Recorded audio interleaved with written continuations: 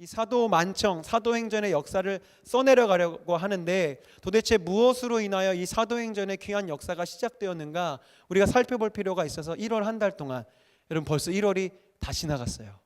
너무 시간이 빠르지 않습니까? 우리 고등학생들 지금 탄식하고 있는데, 네?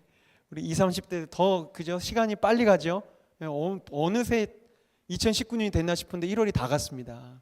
2월에 추석 보내고 설날 보내고 변화산 보내면 2월도 다 가요. 그러면 3월이 돼요. 봄 오고 뭐 황사 오고 하면 여름이 와요. 그렇게 우리는 정신 못 차리다 보면 또 한 살을 먹고 또 한 해를 보낼 수밖에 없는데, 우리가 정신을 바로 차리고 12월 한 달 동안은 작심삼주로 작심했고 1월 한 달 동안은 우리가 자막 띄워주시면 예수님의 증인이 되고 싶습니다. 내가 주님을 기다리는 순종의 사람이 되겠습니다. 나를 택하심을 기억하며 헌신하는 사람이 되겠습니다. 그리고 오늘 내가 성령의 충만함을 기대하며 성령님의 다스림을 받는 하나님의 사람이 되기 원합니다 라는 이 네 가지 영적 원리들을 매 순간 여러분들의 삶에 시작하는 자리에 두신다면 반드시, 왜냐하면 하나님은 성경의 역사대로 이루어 가시는 분이시기 때문에 이 네 가지를 우리가 올 한 해 늘 기억하면서 계속해서 상기하면서 나 예수님의 증인 되려는 마음이 있는지, 나는 지금 주님 말씀 앞에 순종하며 기다리고 있는지, 나는 지금 나를 택하여 주셨다는 것을 기억하며 나를 전도와 선교의 그 일꾼으로 주님이 나를 택하셨다, 나를 믿고 나를 소망하시면서 나를 택해 주셨다는 그 택하심을 소중히 여기며 헌신하는 사람이 될 것인지, 성령님을 모시고 사는 사람이 될 것인지를 늘 기억하며 사시는 여러분이 되셨으면 좋겠어요. 사실 이미 이번 한 달 동안의 설교의 결론을 다 말씀드렸습니다. 오늘은 간단하게 성령님이 도대체 어떠한 분이시고 그분이 내 안에 충만하시다는 그 개념이 뭔지를 설명드리고 싶어요. 사실 성령님은 이렇게 배운다고 될 일은 아닙니다. 그러나 정확하게 성령님의 개념과 성령님이 어떠한 분이신지 우리가 알고 있어야 기대할 수 있게 되고 또 내 안에 임하신 성령님을 내가 알아차릴 수 있습니다. 그런데 제가 말씀을 준비하면서 하나님 저에게 어떤 마음을 주냐면 이 성령에 대해서 성경으로만 가르치라는 마음을 저에게 강하게 주셔서 성경을 통해서만 말씀을 드리도록 하겠습니다. 성경을 통해 볼 때 성령님을 한 세 가지 정도로 우리가 정의 내릴 수 있을 것 같아요. 성령님은 누구시냐면 첫 번째로 그분은 통치자십니다. 통치자, 하나님이시죠. 말씀을 같이 한번 보겠습니다. 로마서 8장 9절과 11절 말씀인데 긴 말씀인데요. 제가 그냥 빨리 읽어볼게요. 여기 글씨 색깔 표시된 글씨들을 잘 보시면서 만일 너희 속에 하나님의 영이 거하시면 너희가 육신에 있지 아니하고 영에 있나니 누구든지 그리스도의 영이 없으면 그리스도의 사람이 아니라. 10절 또 그리스도께서 너희 안에 계시면 몸은 죄로 말미암아 죽은 것이나 영은 의로 말미암아 살아있는 것이니라. 11절 예수를 죽은 자 가운데서 살리신 이의 영이 너희 안에 거하시면 그리스도 예수를 죽은 자 가운데서 살리신 이가 너희 안에 거하시는 그의 영으로 말미암아 너희 죽을 몸도 살리시리라. 쭉 보셨는데 여러분들이 자막이 한 절 한 절씩 나왔지만 지금 성경을 통해 보고 계신 분들은 느끼실 텐데 지금 우리 안에 계신 성령님을 사도 바울이 여러 가지 표현으로 설명했어요. 하나님의 영, 그리스도의 영, 또 그냥 그리스도께서 너희 안에 계시면 예수를 죽은 자 가운데 살리신 이는 하나님이신데 하나님의 영, 또 그의 영, 예수의 영. 제가 무슨 말씀을 드리고자 하냐면 이 구절로 인해서 우리는 삼위일체의 개념의 성경적인 구절이 되거든요. 긴 설명하지 않습니다. 교회사가 한 100여 년 동안에 성령님이 누구신지에 대해서 참 많은 이야기들이 있어왔대요. 성령이 뭐냐? 그냥 은사냐? 아니면 하나님 믿을 때, 예수님 믿을 때 주시는 선물처럼 어떤 그런 에너지냐? 아니면 보내주신 천사 같은 거냐? 많은 의견들이 있었어요. 그러나 성경은, 그리고 초대교회 공동체는 성령님은 하나님이시다, 그리스도의 영이 곧 성령이고 성령이 곧 하나님의 영이시다 라는 그 개념으로 성령님을 설명했습니다. 단도직입적으로 우리 안에 임하신 성령님은 단순히 여러분들 안에 어떤 조금 힘을 주시거나 용기를 주는 어떤 에너지나 힘이 아니시고요, 어떤 내가 써먹을 수 있는 그런 능력에 대한 개념이 아니고 하나님이 내 안에 계신 것입니다. 하나님은 왕이시고요, 예수는 주님이시고요, 내 안에 계신 성령님은 통치자가 되셔야 합니다. 그래서 사도 바울은 이 성령에 대해서 설명할 때 에베소서 5장 18절에 이렇게 고백하죠. 술 취하지 말라, 이는 방탕한 것이니 오직 성령으로 충만함을 받으라. 제가 성령을 가르칠 때마다 이 구절로 설명드리는 거 아시지 않습니까? 술 취하면 어떻게 됩니까? 내가 나를 다스리지 못하죠. 술 기운이 나를 다스립니다. 이 땅에 일어나는 많은 범죄들이 다 술로 인해서 일어나는 일들이 많습니다. 폭력과 성폭력과 여러 가지 사건 사고들, 대부분의 경우에 이 술로 인해서 인간이 자기 스스로가 결단하지 못하고 지성과 이성으로 컨트롤하지 못하게 될 때 발생되는 많은 문제들이 있지요. 사도 바울이 이야기해요. 술 취하지 말라. 근데 여기까지만 하면 윤리 도덕적인 지침으로만 볼 텐데, 술 취하지 말라, 너희는 성령의 충만함을 받으라. 아주 명확하게 성령님을 설명한 것입니다. 너희들 술 취해 봤지? 술 취하면 술이 너희를 다스리잖아. 근데 예수의 사람들은 성령에 취한 사람들이다. 성령님이 너를 다스릴 때, 성령님이 너희 공동체를 다스릴 때 그것이 성령 충만한 거야 라고 이야기하고 있어요. 여러분, 성령님은 단순히 어떤 체험을 하거나 환상을 보여주시거나 여러분들에게 어떤 은사 따위를 던져주시는 그런 분이 아니시고, 나를 통치하시고 다스리시는 분이십니다. 그래서 성령의 아무리 많은 은사가 있고 아무리 많은 성령의 신비한 체험을 갖고 있다 할지라도 내 안에 계신 성령님께 순종할 마음이 없다면 그 사람은 성령의 사람이 아니고 위험한 사람입니다. 많은 이단들과 많은 거짓 선지자들도 방언을 할 수 있고요, 예언을 할 수 있고요, 환상을 보여줄 수 있습니다. 심지어 치유의 기적도 이단이나 거짓 선지자들도 할 수 있습니다. 여러분, 은사에 현혹되는 것이 아닙니다. 여러분 주변에 누군가 환상을 보거나 미래를 예견하거나 내가 너를 놓고 기도했는데 하나님이 이런 것들을 보여주셨어, 분별하십시오. 그의 영적인 능력과 환상과 어떤 신비한 체험에 현혹되지 마시고, 그 사람이 정말 예수 그리스도를 주로 고백하고 있는가, 그 사람이 정말로 나에게 이 지침을 해주는 것이 하나님을 사랑하고 성경적인 예수 그리스도께 나를 굴복시키기 위해서 그 얘기를 하는 것인지, 아니면 다른 것에 굴복시키기 위해서 하는 것인지를 분별하실 수 있어야 돼요. 여러분 스스로도 마찬가지입니다. 내 안에 계신 성령님, 내 안에 계신 성령님이 더욱더 성령 되시기 위해서는 첫 번째 조건, 내가 주님 앞에 순종하려는가, 내 안에 계신 그 하나님의 영에, 하나님의 마음에, 하나님의 생각에 내가 지금 기꺼이 순종하려는가, 언제나 이것입니다. 그래서 사도 베드로는 누구보다도 성령을 뜨겁게 경험하고 정말 실질적으로 경험한 사람이었잖아요. 사도 베드로가 사도행전 5장 32절에 이렇게 고백합니다. 한번 여러분 읽어주셨으면 좋겠습니다. 시작.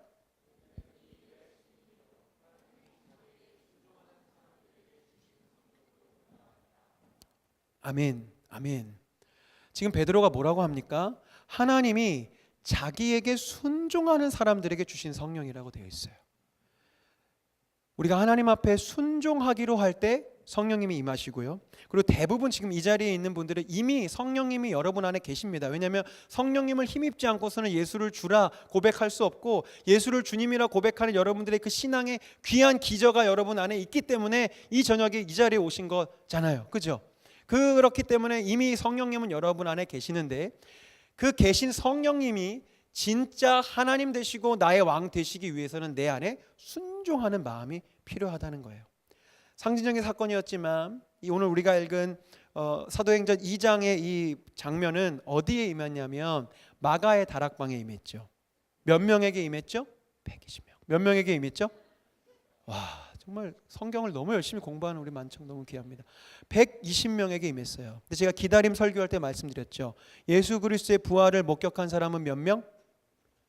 와, 기억력이 500명 중에서 예수님의 말씀을 기억해서 너희는 이 성을 떠나지 말고 약속하신 것을 받을 때까지 이 성에 머물러라 라고 말씀하셨을 때 그 말씀에 순종해서 기다렸던 120명에게 오늘 이 사도행전 2장 1절의 역사가 일어난 것입니다. 잘 기억하십시오. 성령은 아무에게나 임하는 것이 아닙니다. 이미 내 안에 계신 성령님이 언제나 계시다고 늘 성령님이신 것이 아닙니다.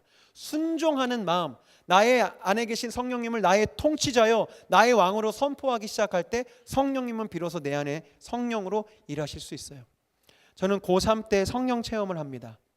물론 제 안에 이미 그 전에도 성령님 계셨을 것 같아요. 왜냐하면 어릴 적에도 하나님 찬양하는 일이 너무 저에게 기뻤고, 그 전에도 눈물로 회개했던 경험들이 제가 있었기 때문에. 그런데 성령님이 제 안에 계시다는 것을 확실히 보여주시려고, 제가 흔들림 없이 내 안에 계신 성령님을 의심치 않으려고 저에게 귀한 선물을 주신 것이죠.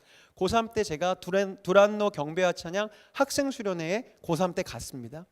갔는데요, 그 하스반 선교사님이라고 여러분 아시는 분은 아시겠지만 많은 청소년들이 이렇게 집회 가운데 있는데 많은 청소년들을 이렇게 단위로 이렇게 부르셨어요. 막 기도가 진행되는데 뭐 수백 명이 있었죠. 막 이렇게 하는데 저를 딱 보시더니 나오라고 하는 거예요.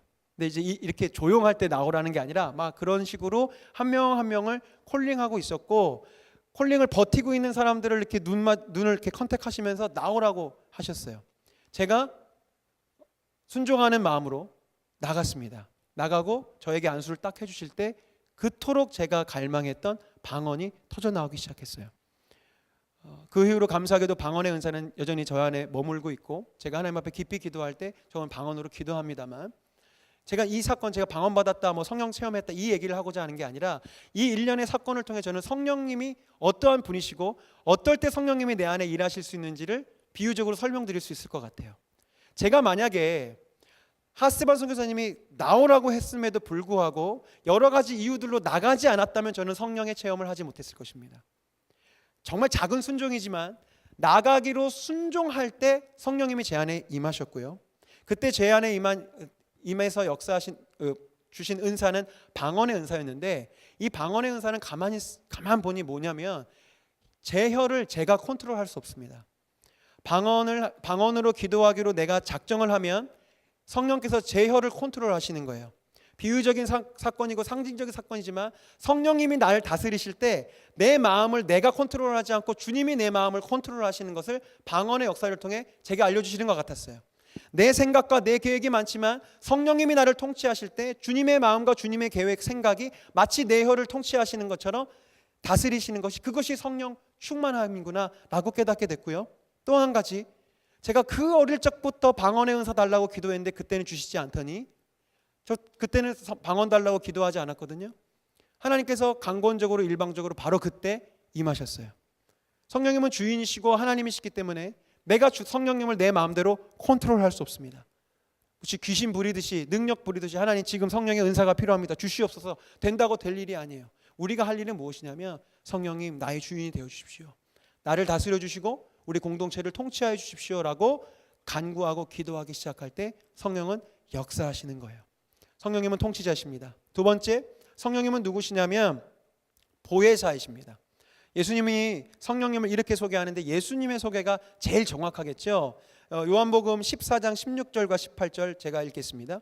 내가 아버지께 구하겠으니 그가 또 다른 보혜사를 너희에게 주사 영원토록 너희와 함께 있게 하시고, 그는 진리의 영이시고 세상이 능히 그를 받지 못하나니 이는 그를 보지도 알지도 못함이라. 그러나 너희는 그를 아나니 그는 너희와 함께 하실 것이고 너희 속에 우리 안에 계실 것이다. 18절, 내가 너희를 고와 같이 버려두지 아니하고 너희에게로 오리라 라고 말씀하세요. 보혜사. 그리고 요한복음 14장 26절에 또 한 번 말씀하십니다. 보혜사 곧 하나님께서 곧 아버지께서 내 이름으로 보내실 성령, 그가 너희에게 모든 것을 가르치시고 내가 너희에게 말한 모든 것을 생각나게 하실 것이다. 성경 공부를 하면 한 구절 한 구절 보면서 성령님이 어떠한 분인지 가르쳐 드릴 텐데, 압축해서 파라클레토스라고 하는 이 보혜사는 굳이 우리식으로 표현하자면 개인 교사라고 할 수 있습니다. 귀족들이나 왕족들 같은 경우에는 자기의 자녀에게 개인 교사 파라클레토스를 붙입니다. 지금 우리는 보혜사라는 단어도 쓰지 않고 파라클레토스라는 단어가 아예 없죠. 그런 단어가 없는데요. 뭐 상상해 볼 수 있지 않겠어요? 부잣집에 아이는 이렇게 집단으로 공부하는데 안 보내고요, 직접 선생님을 붙여주는 거예요. 대표적인 파라클레토스가 누구냐면 알렉산더 대왕이죠. 알렉산더 대왕의 아버지가 알렉산더를 위해서 파라클레토스로 누굴 붙여주냐면 아리스토텔레스를 붙여줬대요. 대단하죠. 그 위대한 철학자를 이 알렉산더 대왕에게 붙여준 거예요, 어린 시절에. 그래서 그에게 학문과 수사학과 이런 것들을 이제 다 배우게 하는데, 지금 예수님 뭐라고 말씀하시냐면, 우리는 지금 사용하지 않는 단어이지만 아버지께서 너희에게 개인 교사를 보내주실 거야. 너를 붙잡아주고 가르쳐주고 일일이 하나하나 다 지도해줄 성령을 보내주실 거야. 얼마나 귀한 일인지 아십니까, 여러분? 그래서 영어 성경에는요, 이 보혜사를 어떤 단어들로 했냐면 헬퍼, 도와주시는 이로 번역한 성경들도 있고요, 카운셀러, 계속 옆에서 조언해주고 상담해주고, 그래서 카운셀러나 어드바이저로 번역된 영어 성경들이 있고요, 또 어떤 성경은 컴포터, 나를 위로해 주시고 붙잡아 주시는 분으로 소개하고 있어요. 사랑하는 여러분, 일일이 설명드리지 않아도 내 안에 계신 성령님 이렇게 좋으신 분이시고 나를 인도해 주시고 붙잡아 주실 수 있는 분이십니다. 그러니 그 주님께 순종하시는 게 정말 귀한 일이죠. 주님은 나를 사용해 먹으려고 순종을 요구하시는 것이 아니라 나를 헬퍼, 도와주시고 카운셀러, 나를 좋은 길로 인도해 주시려고 나에게 말씀해 주시는 것이고, 컴포터, 내가 진정한 쉼과 위로를 얻을 수 있도록 나를 지도하시는 분이시기 때문에 내 안에 계신 성령님께 여러분들이 순종하며 나아갈 필요가 있습니다. 마지막 세 번째로 성령님은 누구시냐면, 성령님은 권능을 주시는 분이십니다. 사도행전 1장 8절, 우리가 너무나 잘 아는 구절인데요. 오직 성령이 너희에게 임하시면 너희가 권능을 받고, 이렇게 되어 있어요. 성령님이 임하실 때 나를 다스리시고 통치하시지만, 그리고 성령님이 나에게 오셔서 내 마음 가운데 위로 주시고 나를 도와주시고 붙잡아 주시고 내밀한 주님의 음성과 마음과 생각으로 나를 인도해 주시는 분이시지만, 단순히 그 정도까지만 이렇게 소프트하게 그렇게 일하시는 것만이 아니라 내 안에 계신 임하신 성령님은 때로는 우리 가운데 권능을 주시고 권능으로 우리가 일할 수 있도록 힘을 주시는 분이시기도 합니다. 그래서 이 권능은 두 가지로 우리에게 임하는데요. 첫 번째는 은사로 임합니다. 근데 이 은사는 하나님께서 계획에 따라 여러 가지 모습들로 나눠주십니다. 지혜를 주실 수도 있고, 지식을 주실 수도 있고, 용기를 주실 수도 있고, 여러 가지 은사와 재능들을 각각에 맞게 나눠서 주시죠. 그래서 그것은 하나님께서 나에게 맡기신 은사로 활용하고 쓰시면 됩니다. 또한 성령님이 임하실 때 이 은사는 개개인마다 다르지만 모든 하나님의 사람들에게 주시는 동일한 하나의 권능이 있는데, 그것이 바로 성령의 열매입니다. 성령의 열매를 함께 우리가 선포해 볼까요? 갈라디아서 5장 22절에서 23절까지 말씀을 우리 한 목소리로 읽어보겠습니다. 시작. 오직 성령의 열매는 사랑과 희락과 화평과 오래 참음과 자비와 양선과 충성과 온유와 절제니 이 같은 것을 금지할 법이 없느니라. 성령의 열매를 여러분들이 꼭 기억하십시오. 물론 은사나 열매나 성령님께서 강권적으로 주시는 것이지만, 우리가 이 성령의 열매에 대한 구절을 가끔 오해할 수 있어요. 아, 나는 하나님의 사람이고 성령의 사람이니까 내가 이 열매를 맺어야 되는구나. 아닙니다. 열매는 내가 맺는 게 아니죠. 그럼 나의 열매죠. 지금 성경은 뭐라고 얘기하고 있습니까? 성령의 열매입니다. 성령님이 내 안에 임하시고, 성령님이 내 안에 임하셔서 나의 통치자와 나의 왕과 나의 보혜사가 되기 시작할 때, 성령님은 내 삶에, 내 안에 이 9가지의 성령의 열매를 누가? 성령님이 나에게, 나를 통해 맺으시는 거예요. 주어와 목적어가 무엇인지 분명히 여러분 기억하셔야 됩니다. 성령의 열매를 맺게 하는 주어는 성령님이시고, 그 일이 일어나는 목적어는 나입니다. 성령의 열매를 맺는 능동태는 주님이시고, 성령의 열매가 맺어지는 수동태는 나입니다. 그러니 우리가 맺으려고 애쓸 필요 없고, 우리에게 맡겨주신 전도자의 삶형, 선교적인 삶을 감당할 때 성령의 충만함 없이 할 수 없는 이유가 바로 여기 있습니다. 사랑과 희락과 화평과 오래 참음의 열매를 내가 맺으려면 힘들죠. 이를 악물고 버텨야 됩니다.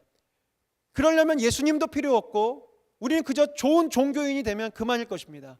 그러나 우리가 성령님의 충만함으로 이 사도행전의 역사를 써내가는 이유가 무엇이냐면, 모든 그리스도의 사람들은 성령께서 맺게 하시는 그 능력과 열매로 힘입어서 나아가는 겁니다.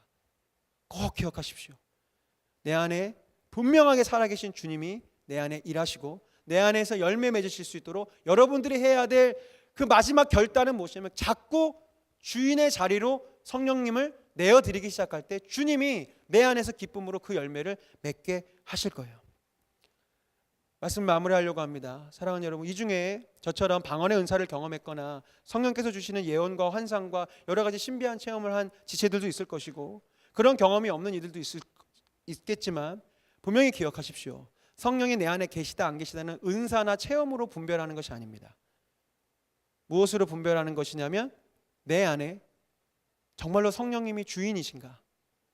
정말로 내 안에 예수님이 주인이신가? 스스로 물어보면 답이 나와요. 그렇게 못 살아도 주님이 정말 내 인생의 주인 되셨으면 좋겠다라고 마음이 들면 성령님이 계시는 것입니다. 확실합니다.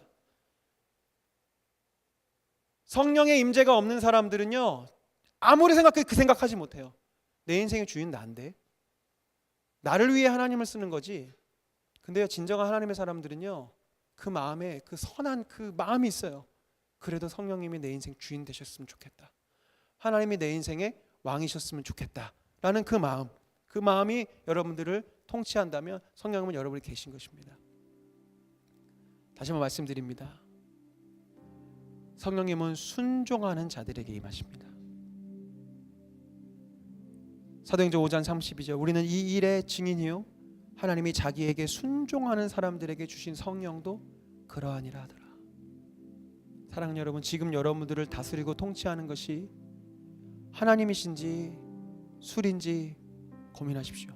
이 술은 제가 상징적인 표현입니다. 우리를 다스리는 것은 언제나 둘 중 하나일 것입니다. 그래서 사도 바울이요 갈라디아서 5장에 그 성령의 9가지 열매를 언급하는 그 5장에 이렇게 얘기해요. 좀 길지만 한번 이 성경의 구조를 한번 잘 보세요. 내가 이르노니 너희는 성령을 따라 행하라. 성령님께 다스림 받아라 이 얘기예요. 그리하면 육체의 욕심을 이루지 아니할 것이다. 육체의 소욕은 성령을 거스리고 성령은 육체를 거스르나니 이 둘이 서로 대적함으로 너희가 원하는 것을 하지 못하게 하려 함이니라. 너희가 만일 성령의 인도하시는 바가 되면 율법 아래에 있지 아니하리라. 여러분 이거 얼마나 귀한 법칙인지 아세요? 내가 내 죄를 이기려고 발버둥 칠 필요가 없어요.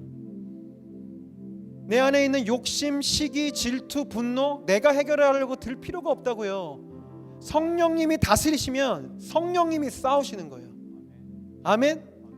둘이 싸운다고 성경이 얘기하잖아요. 육체의 소욕과 성령이 지금 다투며 싸우시는데 내가 내 인생의 주인의 자리를 성령님께 내어드리며 성령님이 내 육체의 소욕을 이기셔서 신기할 정도로 내 마음의 분노가 사라지고 내 마음에 있는 시기와 질투를 주님께서 통치해서 다스리게 되는 거예요. 그럴 때 성령의 열매가 맺어지는 것이죠. 그런데 내가 성령님을 왕의 자리에 내어드리지 않고 주인의 자리로 내어드리지 않으면 중립 상태로 있는 게 아니라 어떤 무중력 상태에 있는 것이 아니라 다른 힘이 치고 들어온다는 거예요. 그게 육체의 소욕인데 그럴 때 우리는 어떤 열매를 맺냐면 19절입니다. 육체의 일은 분명하니 곧 음행과 더러운 것과 호색과 우상숭배와 주술과 원수 맺는 것과 분쟁과 시기와 분냄과 당짓는 것과 분열함과 이단과 투기와 술취함과 방탕함과 또 그와 같은 것들이라. 전에 너희에게 경계한 것 같이 경계하는 이런 일을 하는 자. 그 다음 구절이 중요해요.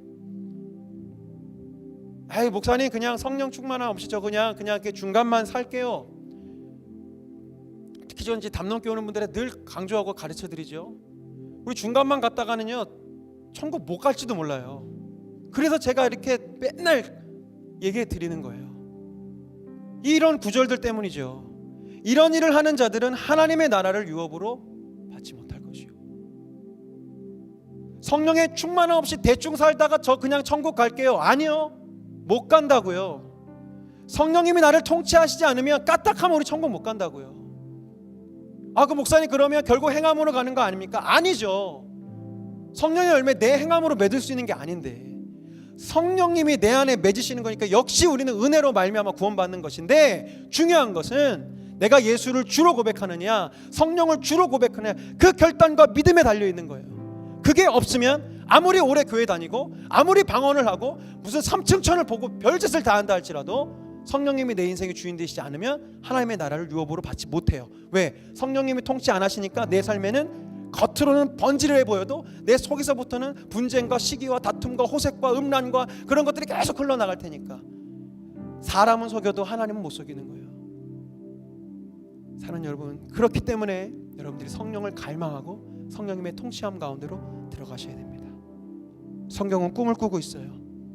특별히 우리 청년들에게 성령님이 임하실 때 어떤 일이 일어나는지 요엘 선지자가 그 수천 년 전에 이렇게 하나님의 환상을 보았습니다. 그 후에 내가 내 영을 만민에게 부어주리니 너희 자녀들이 어린 자녀들이 장래일을 말할 것이며 너희 늙은이는 꿈을 꾸며 너희 청년들 젊은이는 이상을 환상을 볼 것이다. 그때 내가 또 내 영을 남종과 여종에게 부어줄 것이다.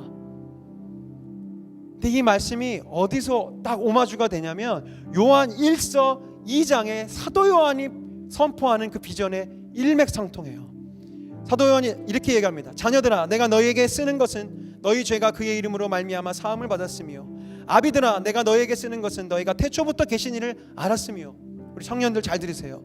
청년들아 내가 너희에게 쓰는 것은 너희가 악한 자를 이기었습니다. 아이들아 내가 너희에게 쓴 것은 너희가 아버지를 알았으며 아비들아 내가 너희에게 쓴 것은 너희가 태초부터 계신 이를 알았으며 청년들아 내가 너희에게 쓴 것은 너희가 강하고 하나님의 말씀이 너희 안에 거하시며 너희가 흉악한 자를 이기었습니다. 아멘.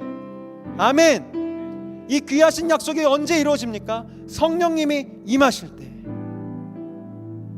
여러분들이 성령님을 통치자로 주인으로 정말로 나의 귀하신 개인 교사로 삼고 그분의 음성에 순종하기로 다짐할 때 이 요엘 선지자의 꿈과 사도 요한의 꿈이 나를 통해 이루어지는 거예요. 남이 아니고 저기 어디 유명한 미국에 있는 교회의 어떤 그런 사람 아니고 나를 통해 이 일이 이루어지는 거예요. 여러분 이거 포기하시겠습니까? 이거 포기하지 말자고요. 하나님의 약속, 내가 너를 통하여 세상을 이길 것이고 내가 너를 통하여 이 세상을 바꿀 것이다. 주님은 여전히 그 성령의 사람, 하나님의 나라의 꿈을 꿀 그 한 사람을 찾고 계십니다. 이 시간 다시 한번 결단하며 찬양하실 때 정말로 내 인생의 주인을 다시 한번 성령님으로 고백하시고요. 이 시간에 성령의 은사나 체험을 간구하시는 것이 아니라 성령님이 정말로 온전히 내 삶과 내 생각을 다스리실 수 있도록 그 왕의 자리를 내어드리며 우리 겸손하게 그렇게 찬양하며 결단하겠습니다.